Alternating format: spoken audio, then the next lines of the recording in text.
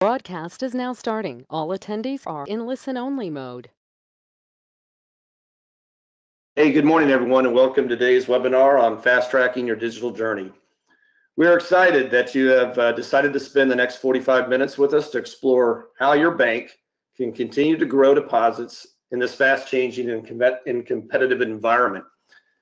The competition is fierce and coming at the smaller banking institutions from all sides. You have the global banks like Citi launching pure digital plays, their Canvas offering. You have the non-traditional firms like Goldman Sachs launching a pure digital bank called Marcus, offering consumer banking services. And you have the international banks launching pure digital banks in the North American market. And not to mention, you've got the pure tech plays, the platform companies like Amazon, Google, Apple, and others starting to compete in your space. And these firms are totally unencumbered by legacy technologies. There is a war going on to see who can grab new customers and deposits.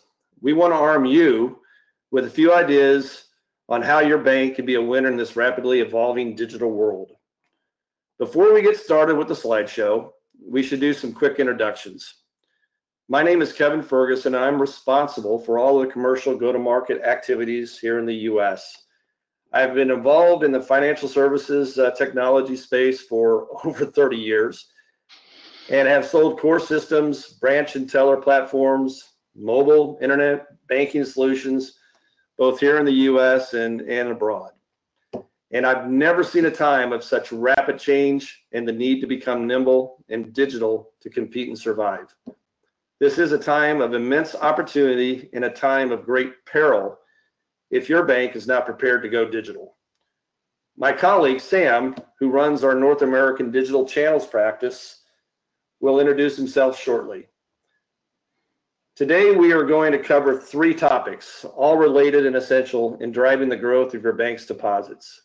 We will discuss rapidly creating a digital onboarding capability on top of your Jack Henry Silver Lake core solutions. We will discuss what we call the customer sidecar, which is a very rich set of customer data that we collect, analyze, and allow you to drive actionable insights for your bank. We will finish up talking about taking these insights and supporting a product configuration, pricing, and deployment capability that gives your current and potential customers the opportunity to select products that are perfect for them, sold through their preferred channel, and available when they want them. These capabilities are really the force multiplier that you need in order to compete and win in the digital age. At Axiom, we can do this quickly without the need to replace your current core solutions from your Jack Henry provider. Now I'm going to turn over this meeting to Sam, who will guide us through the rest of the content. At the end, we'll have a brief period of some questions and answers. So please submit your questions in the area provided in the webinar, and we'll make sure we get to as many as we can. Thanks again, everybody. And Sam, I'll let you take it away. Good morning, everyone, and thank you, Kevin, for the short introduction. I'll just add a little more there that I actually help banks in getting core transformation and digital transformation.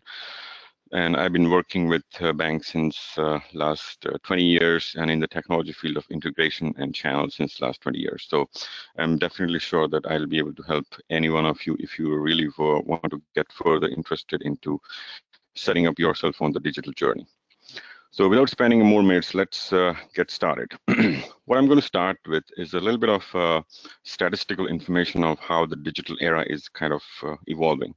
So if you look at 2012, it's 27%, but if you look at the last year, the online and the digital involvement from the customers have been increased to almost double. And if you look at it, the other channels like the phygital, where we have a little bit of a hybrid between physical and the digital, and mostly the employee assisted, are actually decreasing. So if we take the key takeaways from this kind of statistical data, what we see is digital is going to be the playground for the rest of the era, right? And the big banks are already there, and the banking and the fintech leaders are already there.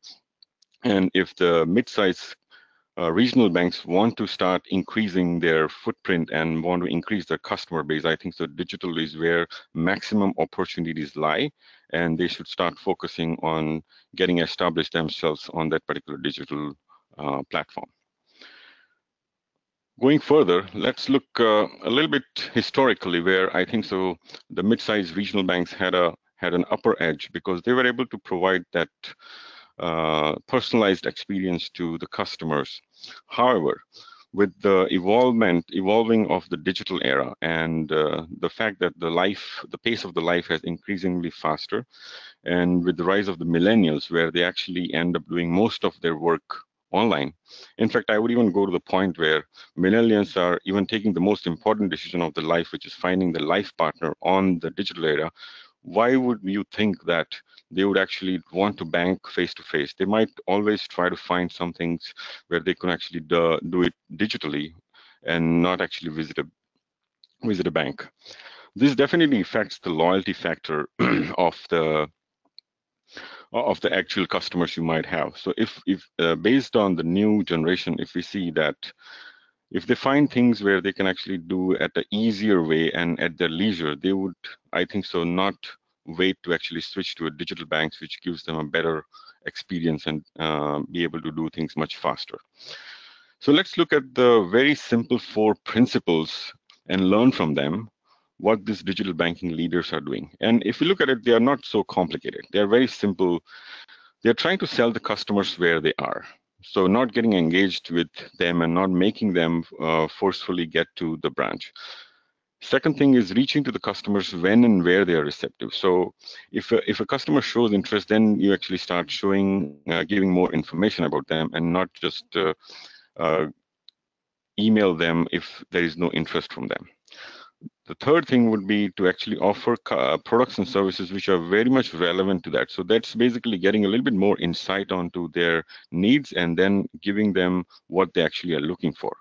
And lastly is to making the products very easier to use. So the journey of, for example, origination should be as simple as that. They can actually do it all by themselves and not pick up a phone call or make a phone call to actually the contact center or the support center to be able to help them finish that particular journey.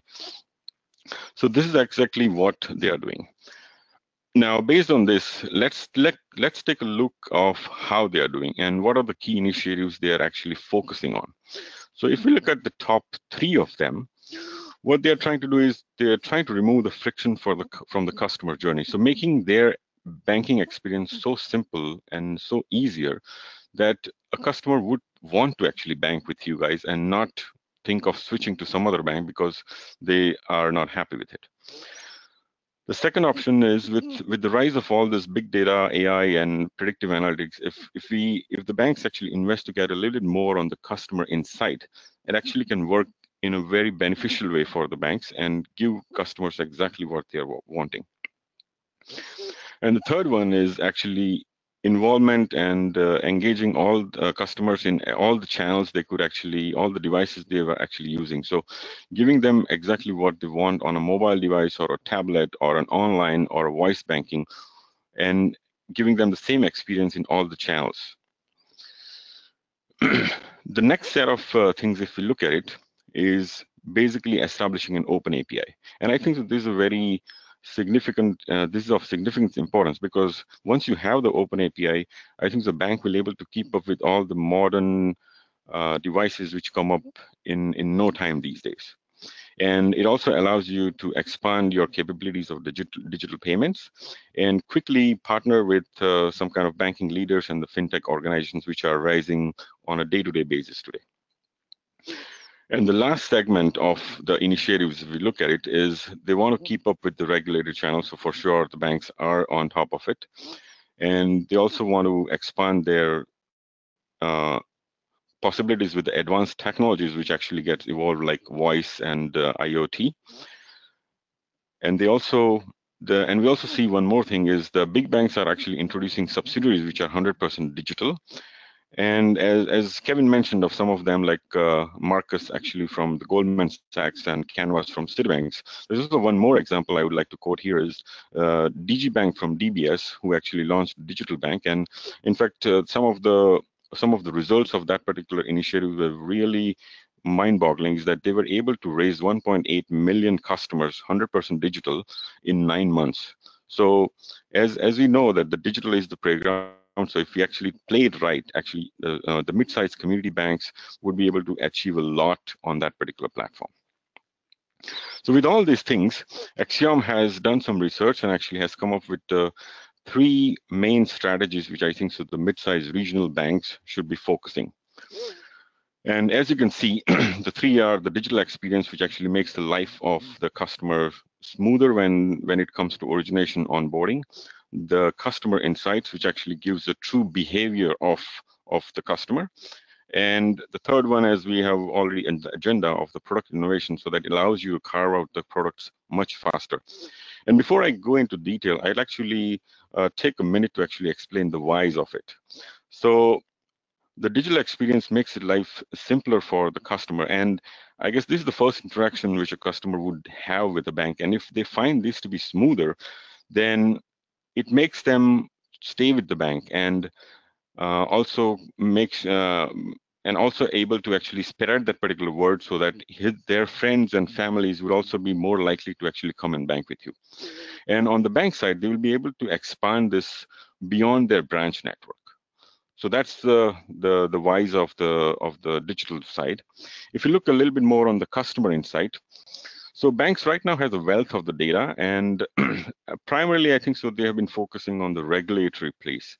But if they take this particular data piece also from a customer's intimacy perspective and get the right actionable insights, it actually, I think so, will help the bank in a long way to increase their overall footprint and increase the customer base.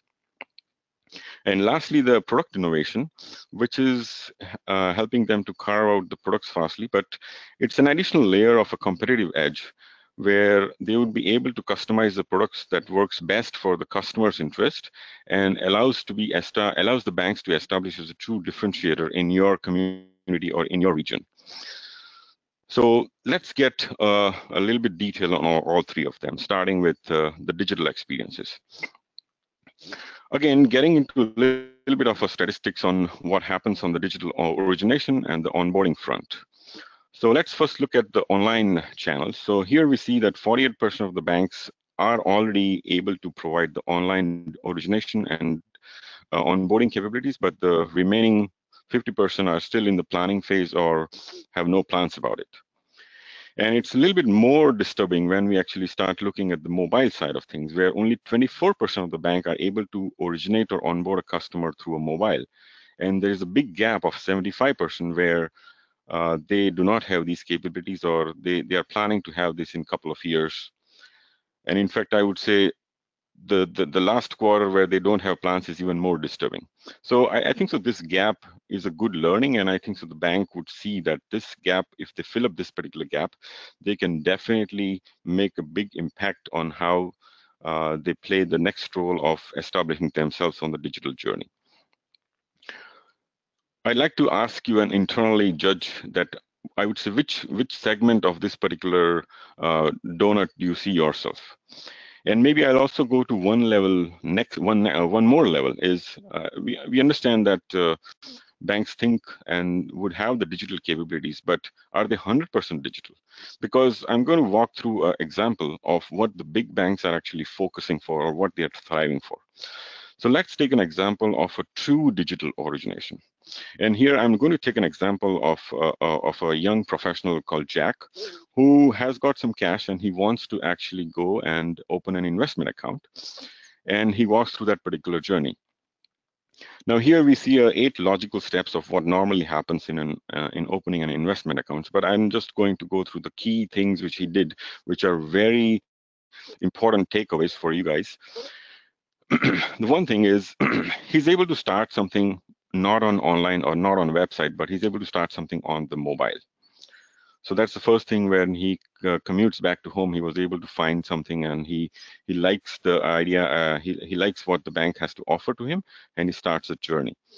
Now, as we mentioned earlier, that try to tap the customers when and where they want to. So the fact that the bank saw that he's interested, they actually notify him about that particular promotion, which makes it even more likely for him to actually go ahead and finish that process. So he sees that notification right away. Then he takes off and spends some time with the family, and then guess what? He was able to resume that same process which he started a couple of hours back on a mobile device on his tablet. And when he did that, there was no questions repeated, because the tablet was, or when he went to that particular website or that app through the tablet, it was able to recognize him and exactly resume at the same step where he stopped. So no repetition for him. And going further, he switches back to the mobile, because there's a step where he had to actually scan his identification, and so that all the checks which banks would definitely need to do from a regulatory perspective can be done. So he was able to do that through his mobile device. And bank works overnights and gets all of that processes and gets the documentation. So he was able to use the same mobile phone and capture his e-signature and submit that. So if you look at in the entire journey, he did not have to step out of his leisures, and was able to actually execute this entire process in his regular flow of life and get his money working for him and get the investment account open in less than 24 hours. Now, this is an investment account, but if you look at some simpler products like checking account or pre-approved loans, they should not even take 24 hours. They should actually be done in minutes, because bank has a lot of information about you guys, and it's just a matter of approving that, and boom, you actually go and have that particular pre-approved loan for you. So that's where the big banks are actually aiming for. So let's look into how Axiom digital origination platform can actually help you to able to get where you want to get. So some of the key features of the Axiom digital origination, as it is listed up there, is we are able to actually help you originate the products, and it could be any products, either current account, checking account, savings, or loans, doesn't really matter. We actually our platform is agnostic to any kind of product you have. There's a bit of an intelligence built inside that, which actually helps you to determine the best offer for the customers. So it actually reduces a lot of back and forth for approvals internally for the bank also, and makes the entire process from a customer perspective very smooth, and reducing the overall effort for both sides. And the third one is basically it's across all the channels and all the devices. So even if the customer actually has to walk into a branch, the teller or the CSR is not in a position to actually ask him to re-enter the data, but they will be able to pick up that particular process right at that step and understand where he stopped and just resume further, making it even easier for the customer facing or the employee facing, I would say. And behind the scenes, we understand that bank has to do a lot of third-party integrations for credit check or ordering physical checks or doing kind of an ID verification. So all of that third-party integration is also built in our origination platform, which makes it very seamless for the process to be executed. And finally, all the specific steps which typically a customer has been doing traditionally inside the branch, we have made it available so he can actually do it right off his device, whether it's a mobile or tablet, doesn't really matter, but want to make it very much easier for the customer.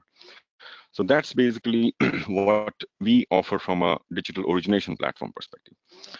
Let's switch gears and start talking about the second topic, which is the data. We know that we always try to focus on people, process, and technology.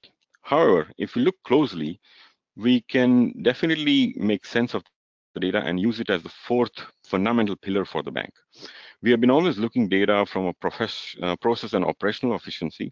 We want to use data so that we can mitigate risks and explore new data models. But how about we actually start looking at data from a customer insights perspective? That's even more better for the banks, because now you would be able to know what are the drivers which actually helps them make a decision. What motivates a customer to go from to choose one product versus other, so that you know next time when you go and talk to the same customer, you actually offer where you're more likely to get a yes in return rather than a no.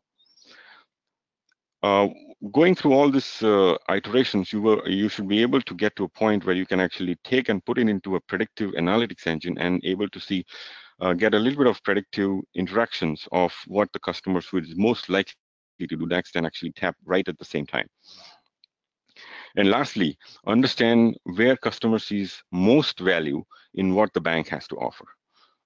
So if we kind of put it all together, I think so it empowers the bank to understand where their products and services really means a lot to the customers.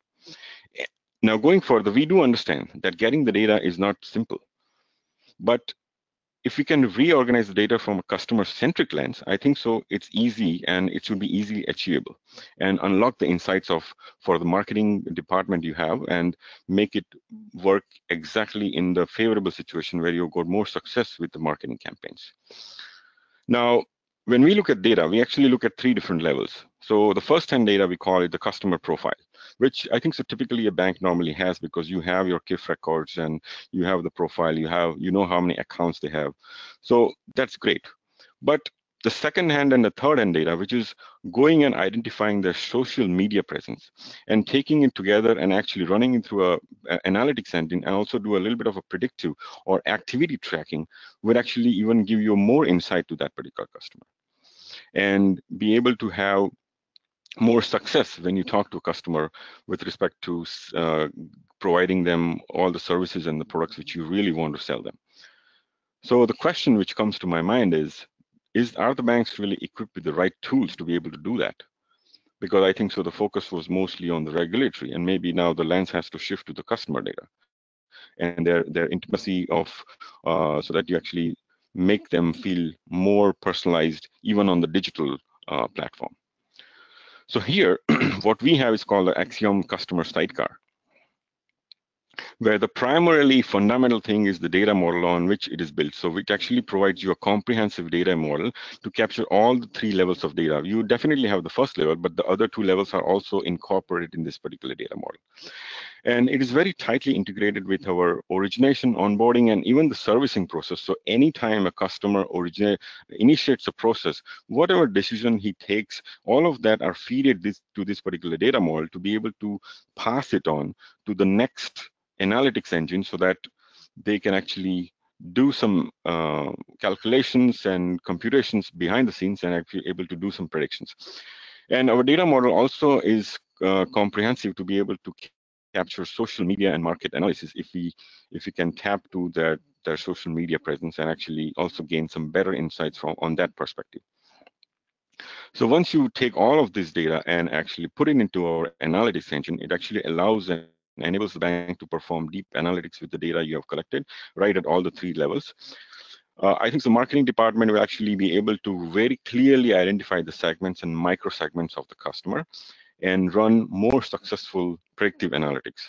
So the underlying outcome which a bank would definitely benefit from this is they will be able to run more successful campaigns, and the products and services which you are actually offering would actually end up a little bit more fast moving, because now what you're offering to customers, they really like it and they actually are more tend to say yes to it more easier than going through a repetitive cycle, which indirectly what it means is it's a better retention ratio.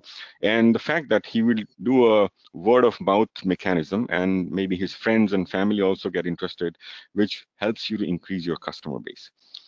So that's kind of a high level of the Axiom customer sidecar. Now let's switch gears and talk about the product. So typically in the eyes of a, of a bank, a product is a product, right? It's a deposit account product, and it does take money in and take money out, and it has balances, it has fees, it has some interest, whatever it can be. But if we start looking at it from the customer lens, they are looking for a checking account, or they are looking for a rewards account, or they are looking for a fully premium account or some kind of interest-bearing account. And typically, if historically what we have seen is, in order to match that customer view, we end up creating a similar product on the back end. Now, I would ask the question, is this the right approach? Because there are some learnings again. When we try to kind of create a product, typically I think so what we have seen is the banks go to the core banking providers, and in doing that and able to actually carve out a new products, I think that process is really long and cumbersome. It can end up being expensive because there could be multiple iterations on redefining the capabilities and the features of the product. And guess what? The last thing is, after doing all that long exercise and putting all the time and effort, you are able to get the particular product. But is it really differentiating you? Because yes, in the very front, you feel that it is differentiating. But I think so in no time, that product becomes a standard offering of the core banking solution provider. And they start offering the same product to, guess what, all other banks in the same region or same community. And all the effort which you actually put in to differentiate yourself is all kind of gone waste. So our point of view is a little bit different, where we actually give control to the bank and keep that IP or the intelligence which you use to actually create that differentiated product stay with you. Just stay tuned, and here's how we think about it. So start with the same principle. You have your backend deposit account product, and what we do is we call it Axiom product configurator, which actually stays in between the backend and the front end and able to configure and carve out the products which are really make sense for the customer, and you don't have to replicate the same on the backend. So the configurator will be able to configure and have different pricing rules or different features enabled and actually be able to carve out the same simple checking accounts or rewards account or a full premium account or interest bearing account. So let's see a little bit deeper on what are the features of the product configurator, which actually helps you innovation at a bigger scale and a higher scale. With this particular feature, what you can do is you can actually have a wide range of attributes enabling the bank to really differentiate in terms of your business, gives control to the bank and empowers the business users with a simple visual tool to be able to configure and offer exactly what you want to give to the customer. You can take your existing standard products and add certain features, or you can bundle multiple of them and create a package for someone, or you can actually have a special pricing for it. So it allows you to do in various different dimensions. And guess what? Obviously, you have one on the back end, but multiple products on the front end, and it's a matter and it's an effort to actually manage. But that configurator would actually allow you to manage all the customer-facing sales product, as we call. And the top of it is you're able to do that very quickly, and the IP or the intelligence which you put in to actually carve out that particular product stays with you, and you are really be able to establish yourself as a differentiator in your products and services offering. So that's the power of the Axiom product configurator. I think so we have covered a little bit of detail of all of them. Let's do a little summarization of all the three. And I think so it doesn't really matter of where do we start, because all the three kind of works in conjunction with each other. So for the sake of this slide, let's start with the product configurator, which, as we saw, it allows you to have faster products and differentiate among banks and keep the IP with you, which means that you can increase your customer base. The customer feels that they are listening to you and giving exactly what they are looking for, and they are more likely to bank with you and increase the customer base, which eventually increases your revenue.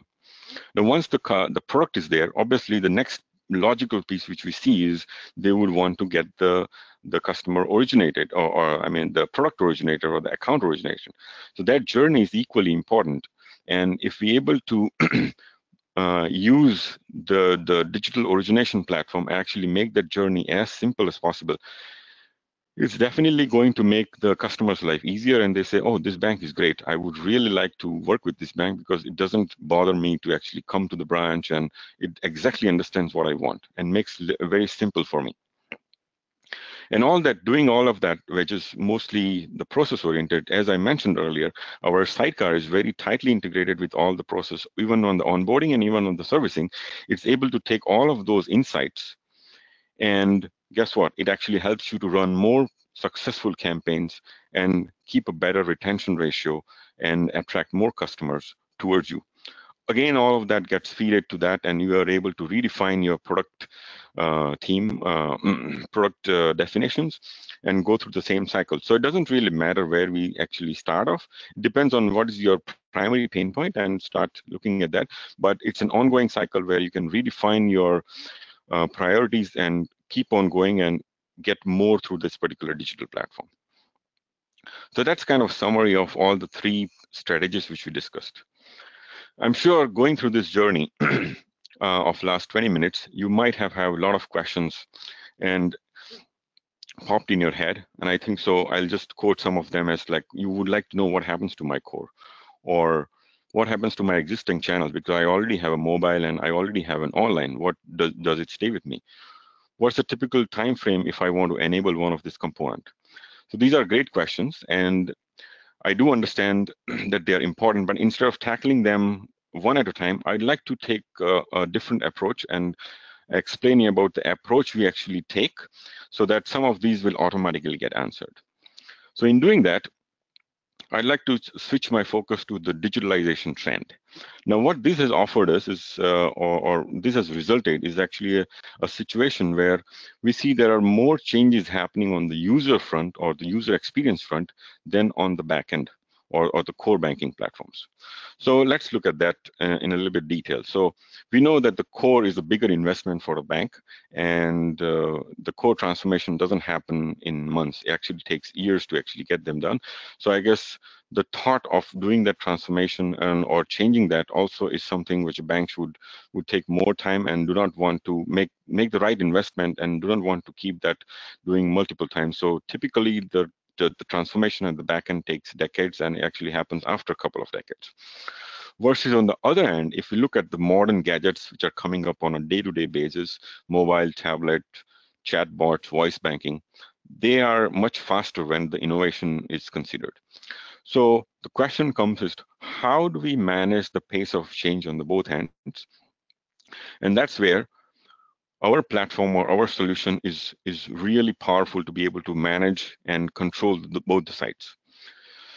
So our digital foundation sits very close to the core side, where it's able to integrate with any core backend solutions and in any native format they would like to. But at the end, actually, they actually expose modern APIs, which actually right away establishes your open API concepts, which makes it easier for the banks to actually keep up with the new innovations happening on the device front, and also fastly integrate with the fintech organizations.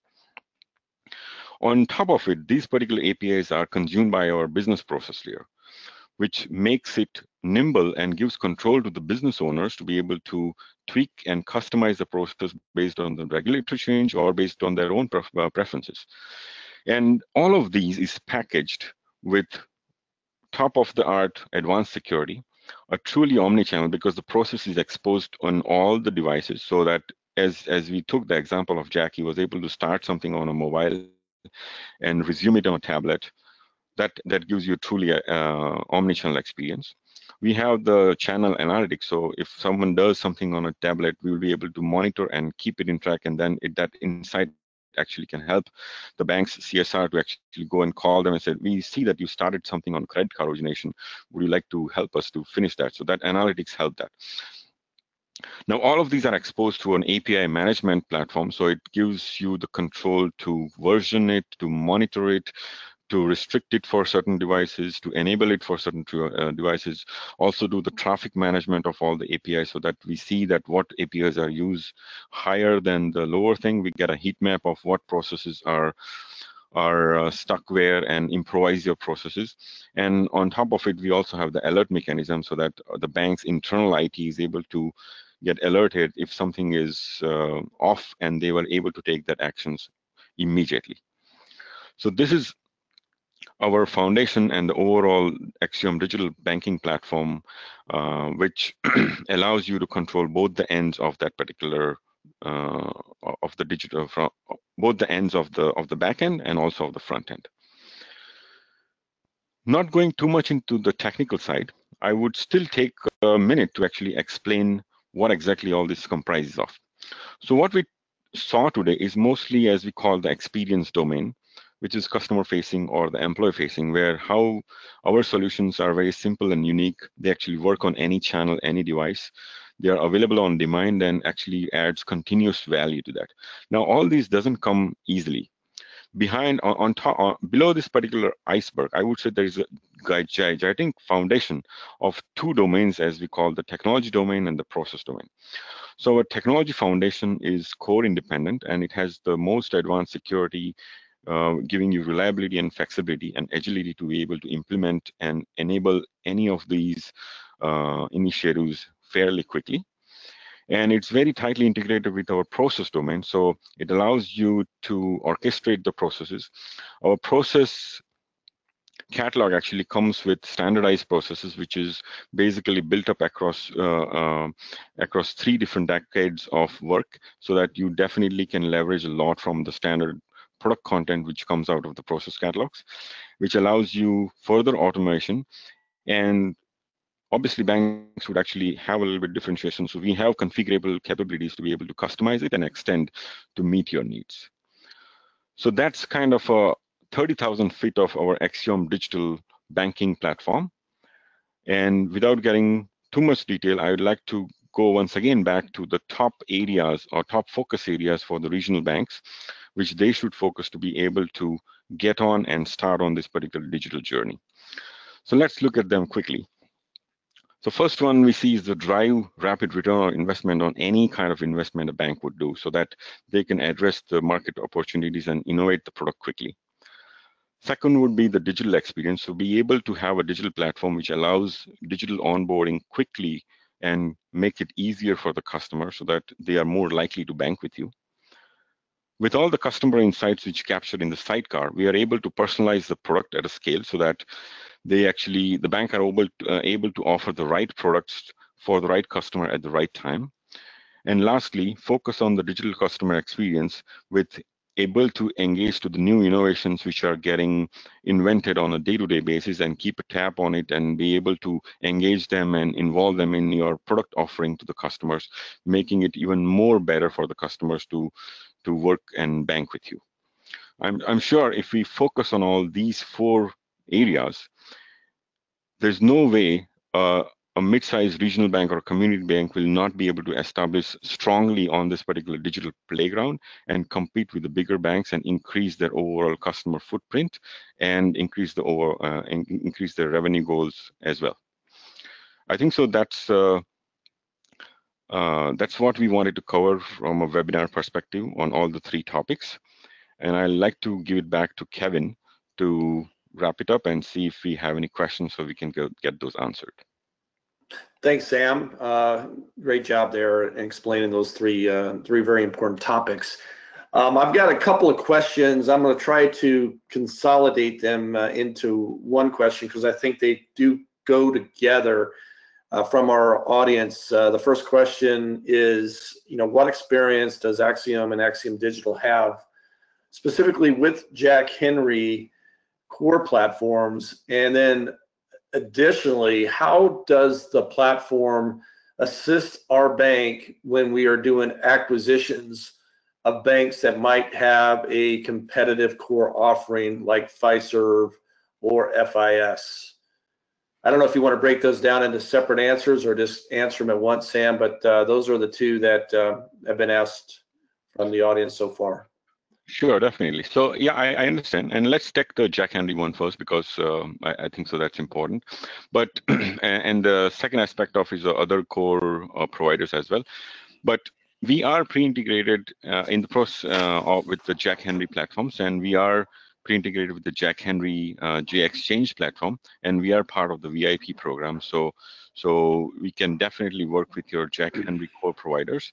And with respect to other acquisitions you might be having on, which you could be running on different platforms like FIS or Fiserv, as I mentioned earlier, that our technology platform is backend agnostic, and we are able to work with any core banking provider.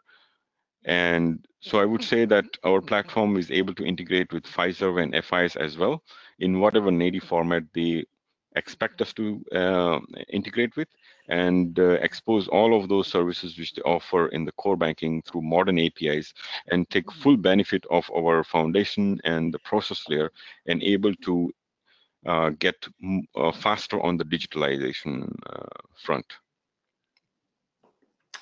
Thanks, Sam. And the final question is more of a commercial question. So Sam, I may answer part of it, and then you can, if you don't mind, if I miss anything, you can fill it in. But the question is how do you offer Axiom Digital? Is it offered on a cloud-based model? And the answer is yes. We do work with partners here in the U.S. that can host and put a single instance on the cloud of Axiom Digital.